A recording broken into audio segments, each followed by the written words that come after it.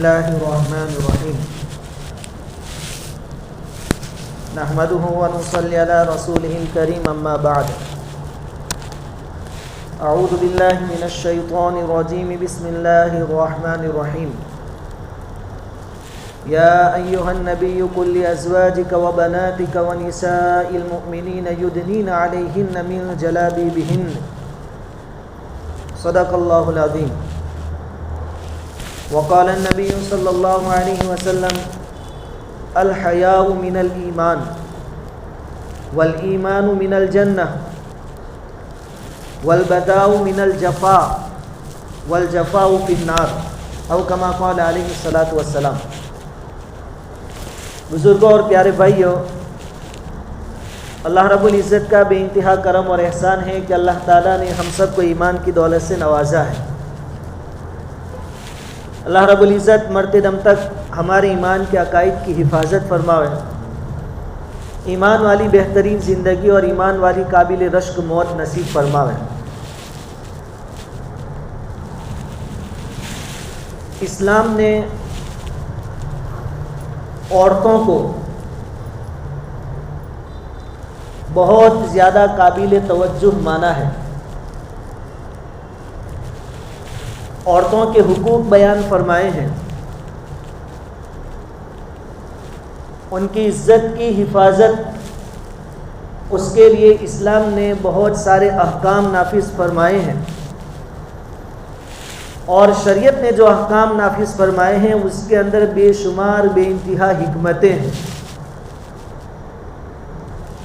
پہلی بات تو یہ ہے کہ شریعت کا نظریہ یہ ہے کہ عورت اس کا معنی ہی ہے پردے کی چیز، چھپانے کی چیز۔ تو شریعت نے سب سے پہلے بندوبست یہ فرمایا کہ جہاں تک ہو سکے عورت اپنے ہی گھر میں رہے، بلا ضرورت بغیر کسی شدید مجبوری کے گھر سے باہر نہ نکلے۔ چنانچہ قرآن کریم میں ارشاد خداوندی ہے وَقَرْنَ فِي بُيُوتِكُنَّ، اے عورتوں اپنے گھروں میں ٹھہری رہا کرو، وَلَا تَبَرُّجْنَ تَبَرُّجَ الْجَاهِلِيَّةِ الْأُولَى، اور جیسے دور جاہلیت میں عورتیں باہر بازاروں میں گلیوں میں پھرا کرتی تھی بن سنور کر، ایسا تم نہ کرو۔ اب ظاہری بات ہے کہ ہر ایک کے ساتھ انسانی ضرورتیں لگی ہوئی ہیں، اگر یہ گھر میں بیٹھی رہی تو کھانے پینے کا نظام کیا ہوگا؟ تو شریعت نے سب سے پہلا انتظام یہ فرمایا کہ ایک لڑکی جب سے پیدا ہوتی ہے وہاں سے لے کر بالغ ہونے تک، بلکہ اس کی شادی ہونے تک اپنے ماں باپ کے ذمے ہوتی ہے۔ بچپن سے لے کر شادی تک اس کو کمانے کے لیے، روزی حاصل کرنے کے لیے گھر سے باہر نکلنے کی کوئی ضرورت نہیں، اس کے ماں باپ اس کے کفیل ہیں، اس کے ذمہ دار ہیں۔ شادی ہو جانے کے بعد عورت کی سب ذمہ داری شوہر پر ہے اور اس کے اولاد پر ہے۔ جیسے شوہر پر بیوی کا حق ہے، اسی طرح اولاد پر ماں کا حق ہے۔ تو شادی کے بعد سے لے کر مرنے تک شوہر اس کا ذمہ دار، اولاد اس کی ذمہ دار۔ اس عورت کو گھر سے باہر نکلنے کی ضرورت نہیں ہے۔ ہاں، مجبوری کی کچھ شکلیں ہیں جس میں شریعت نے پردے کے اہتمام کے ساتھ، پردے کی رعایت کے ساتھ باہر نکلنے کا حکم دیا ہے، اجازت دی ہے، لیکن عام طور پر شریعت نے یہ بندوبست فرمایا ہے کہ عورت کو کوئی کام نہیں کرنا ہے کمانے کے متعلق، اس کو تو صرف شوہر کا گھر سنبھالنا ہے۔ اب یہ جو اسلام نے حکم دیا کہ عورتیں گھر میں رہیں، یعنی شریعت نے یوں کہا کہ تم کو باہر جا کر کسی ہوٹل میں نوکری کرنے کی ضرورت نہیں ہے، کسی کے گھروں میں جھاڑو بارو دینے کی تمہیں ضرورت نہیں ہے، روڈ پر اور سڑکوں پر کھڑے رہ کر آپ کو لوگوں کو اپنی طرف متوجہ کرانے کی ضرورت نہیں ہے۔ آپ گھر کی ملکائیں ہیں، گھر کی رانیاں ہیں، اپنے گھروں میں رہو اور اپنی نسلوں کو سنبھالو۔ یہ جو گھروں میں رہنے کا شریعت نے حکم دیا، یہ حقیقت میں عورت کی تعظیم ہے۔ ہم میں سے کسی کو کہہ دیا جائے کہ آپ کو نوکری کاروبار دھندا کرنے کی ضرورت نہیں ہے، گھر میں آرام سے رہو، تو ہم خوش ہو جائے گا۔ یا شریعت نے یہ حکم دیا عورت کو کہ آپ گھر میں رہو، کمانے کی فکر آپ کو نہیں کرنی ہے، پھر اس کی تعظیم ہوئی۔ اب اسلام کی اس دی ہوئی تعظیم کو مغرب یعنی یورپ کے ممالک یوں کہہ کر پروپیگنڈا کر رہے ہیں کہ اسلام نے عورتوں کو گھر میں قیدی بنا دیا، باہر نکلنے نہیں دیتے، اسلام نے نعوذ باللہ عورتوں پر ظلم کیا، ایسا کہہ رہے ہیں۔ گھر میں رہنے کی بات ہو یا پردے کی بات ہو تو اسلام پر یہ طعنہ دیا جاتا ہے، لیکن ان عقل کے اندھوں کو جاننا چاہیے تاریخ کیا ہے، ہسٹری کیا ہے۔ اس اسلام کے آنے سے پہلے عرب کی حالت کیا تھی کہ اگر اس وقت کسی کے گھر میں بیٹی پیدا ہو جاتی تو آدمی اپنے لیے اس کو شرم کی چیز سمجھتا اور اپنے آپ کو لوگوں سے چھپاتا۔ قرآن نے اس کو نقل کیا ہے، وَإِذَا بُشِّرَ أَحَدُهُم بِالْأُنثَىٰ ظَلَّ وَجْهُهُ مُسْوَدًّا وَهُوَ كَظِيمٌ، کہ جب ان میں سے کسی کو خوشخبری دی جاتی کہ مبارک ہو، بدھائی ہو، آپ کے گھر پہ لڑکی پیدا ہوئی، تو اس کا منہ کالا ہو جاتا، چہرہ لٹک جاتا اور لوگوں سے چھپتا پھرتا اور سوچتا کہ کیا کروں، یہ رسوائی اور ذلتی کا سامان میرے گھر پہ آیا ہے، اس کو زندہ چھوڑ دوں یا دفن کر دوں۔ اور عرب کے کچھ قبیلوں میں یہ رواج تھا کہ لڑکیوں کو زندہ دفن کر دیتے تھے۔ امام بغوی رحمۃ اللہ علیہ نے لکھا ہے کہ جب کسی کے گھر پر لڑکی پیدا ہوتی عرب کے بعض قبیلوں میں، تو پہلے مشورہ کر لیتے کہ اس کو کیا کرنا ہے، زندہ رکھنا ہے یا درگور کرنا ہے، یعنی زندہ دفن کر دینا ہے۔ اگر یہ طے پاتا کہ اس کو زندہ رکھنا ہے تو کیسے زندہ رکھتے؟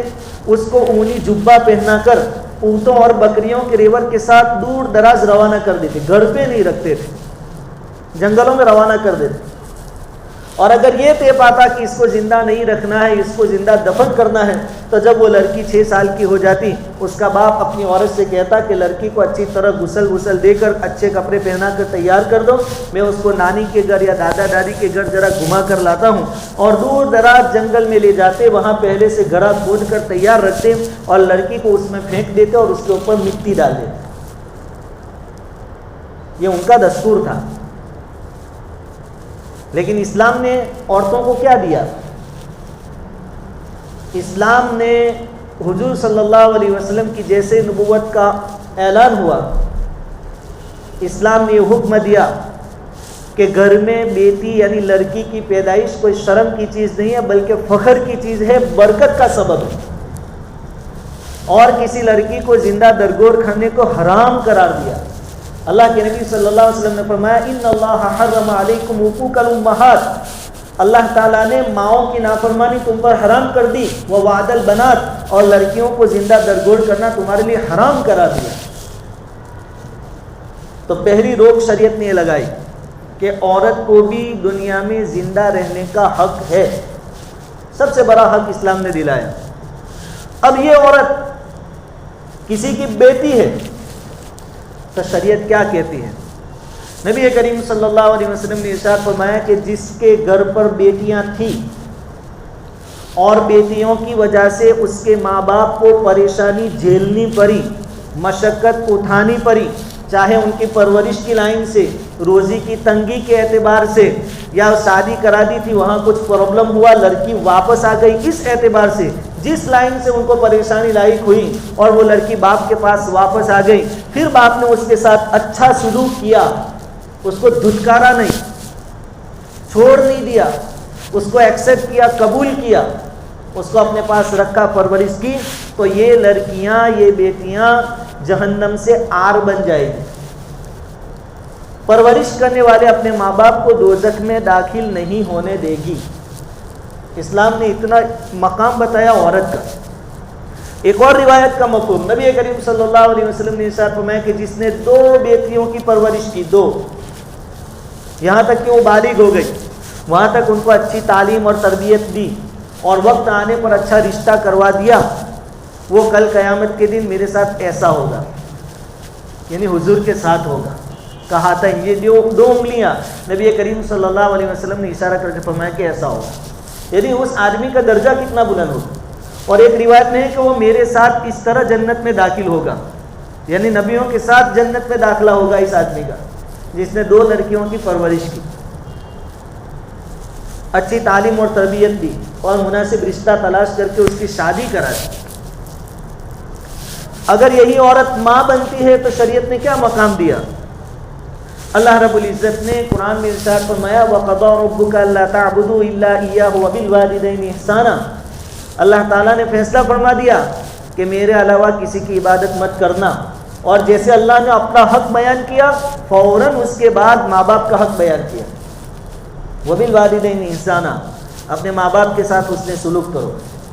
بلکہ قرآن نے یہاں تک تعلیم دی کہ مان لو اگر کسی کے ماں باپ غیر ہے، مسلمان نہیں ہے، ایمان والے نہیں ہیں، تو بھی ان کے ساتھ حسن سلوک کرنا ضروری ہے، بلکہ ان کے سامنے اونچی آواز اور ترچھی نگاہ بھی شریعت نے گوارا نہیں، اف بھی آپ نہیں کہہ سکتے اپنے ماں باپ کو، چاہے وہ غیر ہے، اور ان کی تمام باتیں ماننے کا حکم دیا۔ ہاں جب وہ اللہ کی نافرمانی کا حکم دے تو شریعت نے ہمیں روک دیا، اس کے علاوہ ان کے تمام حقوق کی ادائیگی شریعت نے ضروری قرار دی۔ ایسا نہیں کہ ہم کریں گے تو ہمارا احسان رہے گا، ہمارے اوپر ضروری ہے۔ شریعت نے ایک عورت کو یہ مقام دیا۔ اگر یہی عورت کسی کی بیوی بنتی ہے تو شریعت نے کیا حکم دیا؟ نبی کریم صلی اللہ علیہ وسلم نے ارشاد فرمایا خیرکم خیرکم لأہلہ، تم میں سے بہتر آدمی وہ ہے جو اپنے بیوی بچوں کے ساتھ بہتر ہو، جو گھر میں اچھا وہ سب میں اچھا۔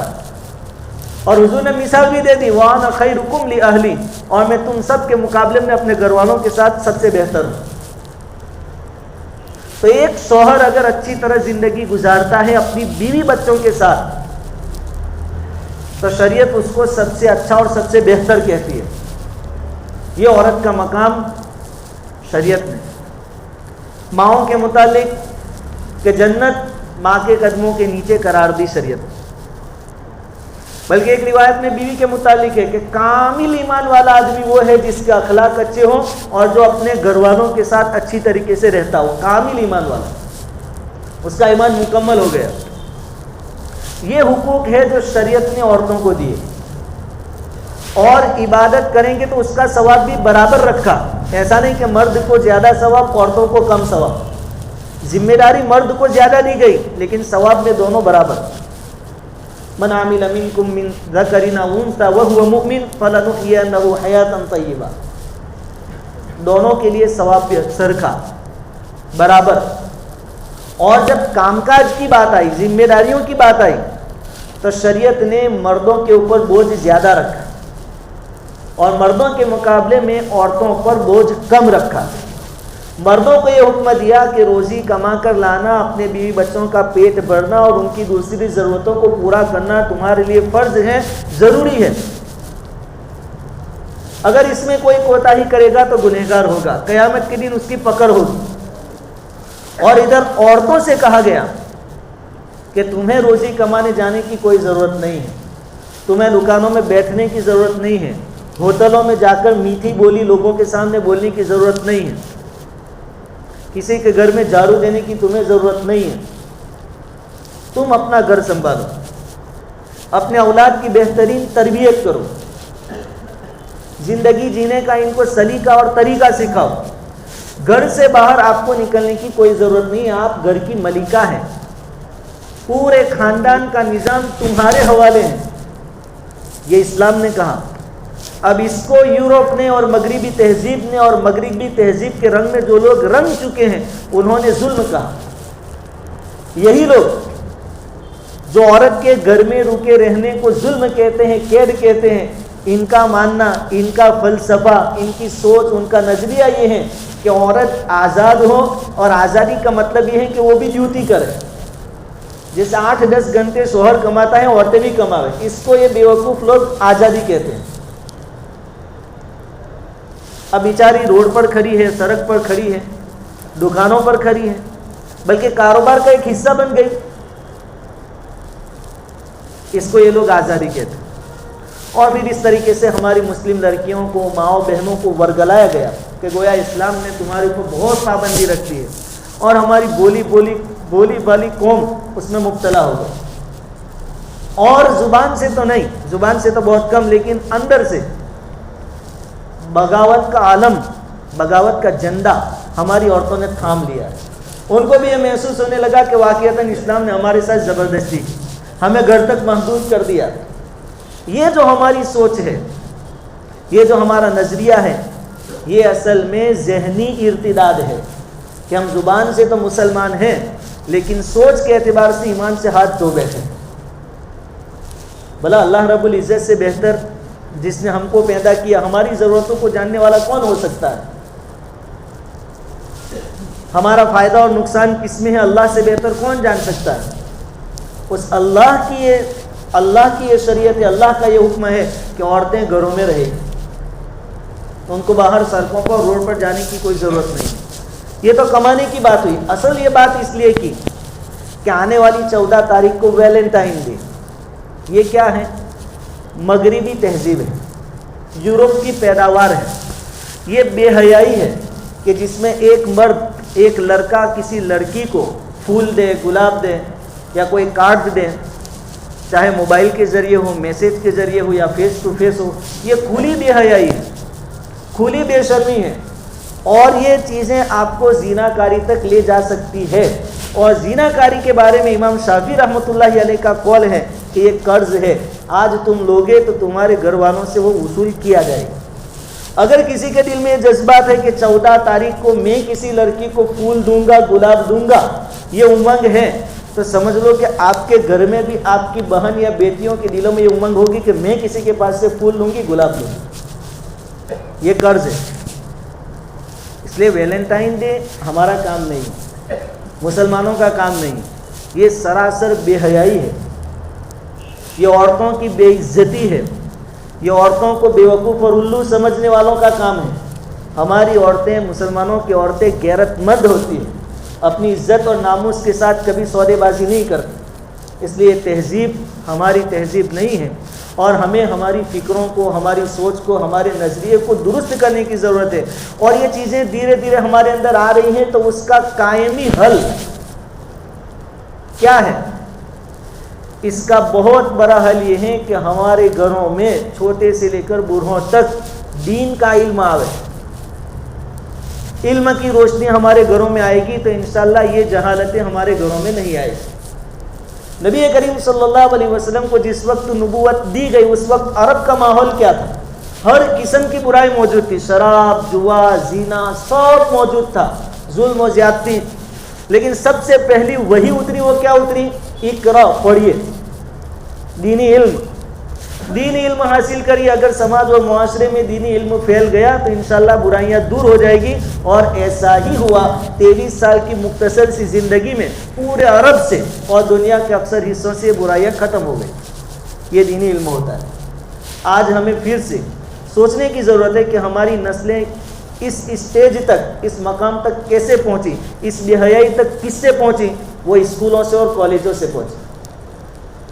اب اس کو ہم کیسے ہینڈل کر سکتے ہیں؟ دینی علم کے ذریعے.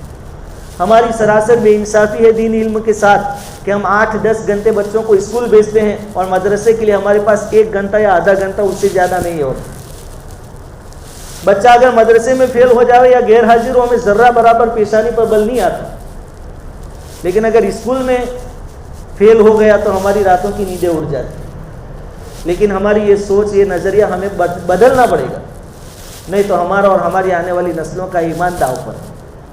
تو آج پھر سے ضرورت ہے قرآن کی طرف لوٹنے کی, پھر سے ضرورت ہے دینی علموں کو پھیلانے کی, عام کرنے کی, کتابی تعلیمات اپنے گھروں میں کرنے کی, اور اپنے گھر والوں کو سب کو دین کا پابند بنانے کی. اس لیے اسباب کے طور پر مدرسے ہمارے درمیان, اپنے اولاد کو مدرسوں میں بھیجے. اور یہ جو مدرسے ہیں 2, 2.5, 3 گھنٹے کے, اس کو معمولی نہ سمجھے, بلکہ یہ ایمان کی حفاظت کے قلعے ہیں. اب خلاصہ یہ ہے کہ دینی علم کی ضرورت ہے. علم کے لیے مدرسے ہیں. مدرسوں کے نبھاؤ کے لیے, ان کو چلانے کے لیے ہر سال تو رمضان میں سفیر حضرات آپ کی خدمت میں آتے تھے, چندہ کرتے تھے, ہم سب دل کھول کر ان کی مدد کرتے تھے, تعاون کرتے تھے. لیکن یہ کورونا نامی وبا آئی, 1 سال سے چندہ بند ہے. تو اس چندے کی نسبت سے کوسمبا سے دینی مکاتب والے چند سفیر حضرات تشریف لائے ہیں. 60 سالوں سے یہ سنستھا کام کر رہی ہے. تقریباً 110 مدرسے چلا رہی ہے, مالی اعتبار سے, دینی اعتبار سے. تو نماز کے بعد سفیر حضرات باہر تشریف رکھیں گے، دل کھول کر تعاون کریں۔